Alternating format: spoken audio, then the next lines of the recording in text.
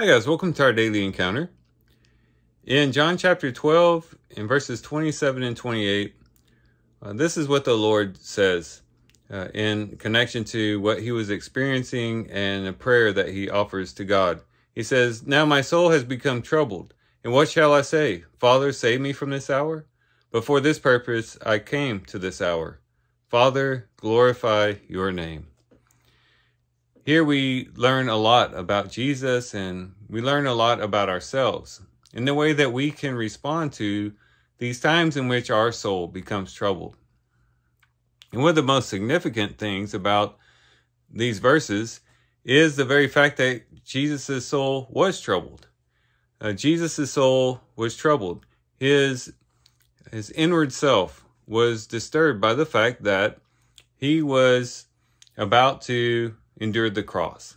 The Greeks had come and asked about Jesus to Philip, and that was a sign that the time had come and was soon approaching in which he would die. And it says that his soul had become troubled. He himself said that his soul had become troubled. This was true even though Jesus was divine, even though he was the most spiritually minded person that we could ever think of, even though he was absolutely subjected to the Father's will, yet his soul was troubled. It was troubled because he knew the time was near. He knew that the path ahead was very dark, both because of the mental agony, the physical pain, the spiritual distress that he would endure on the cross. And he knew that there was no turning back. And so that's a formula for a troubled soul. When you know the time is near, when you know the path ahead is dark, and that there's no turning back. And that's what Jesus was experiencing in this verse. He says, "My soul was troubled."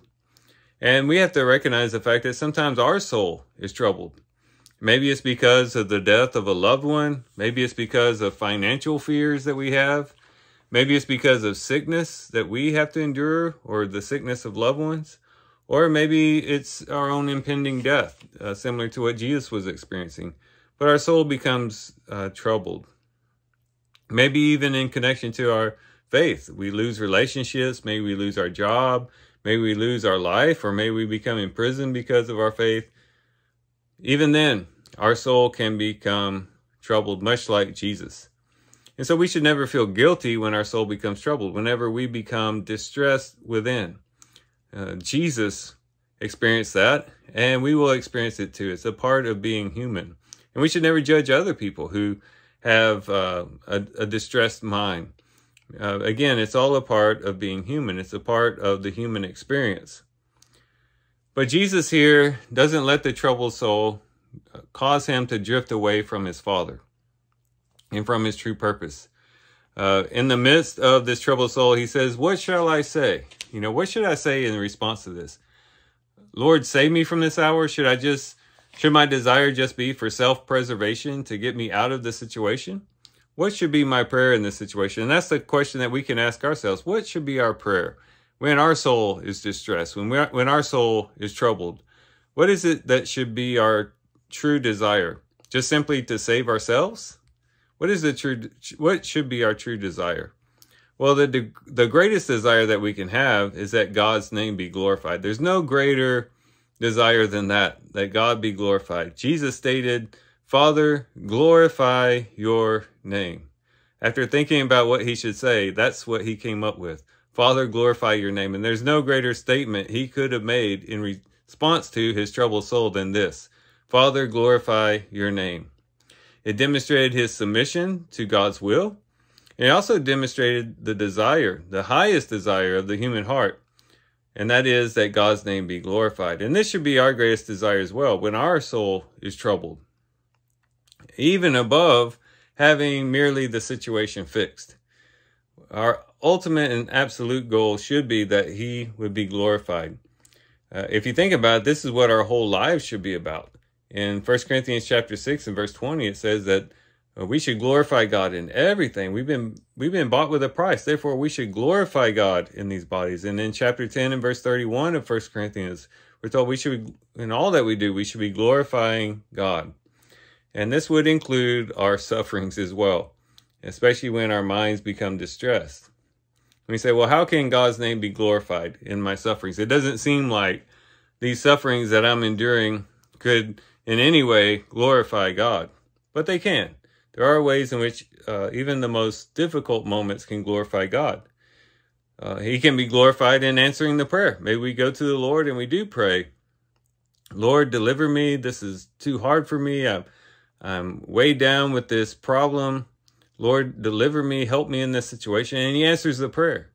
And that brings glory to his name because it demonstrates his power in the situation. But also when he supplies us the inward strength to endure that difficulty, that hardship that is causing us to become distressed, that brings glory to his name.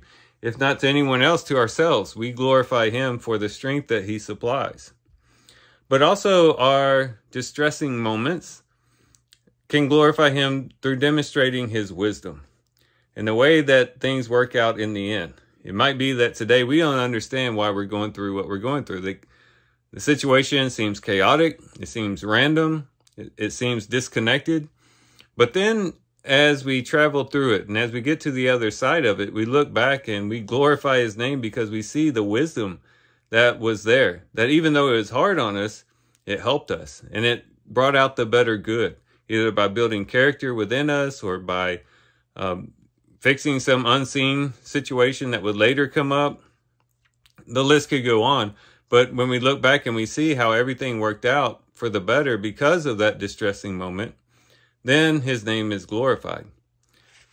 But the main thing is that becomes our desire in those distressing moments. Don't feel guilty for having a troubled soul. Jesus definitely had a troubled soul. Be honest about the fact that we have a troubled soul. He was honest about it.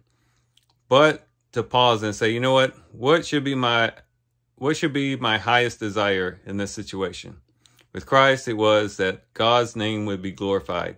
And that should be our desire as well. So if we find ourselves with our souls troubled today, or maybe in some time in the future, let's remember the words of Christ and remember that he himself had a troubled soul and take comfort in that, but also be encouraged in that to respond to that troubled soul in the same way that he did and desire the highest desire of any human heart, and that is that God's name be glorified. So here's some things we can reflect on and think about as we do our reading today. With that, guys, I do thank you for watching the video today. Hope you guys have a great day. Love you guys. God bless.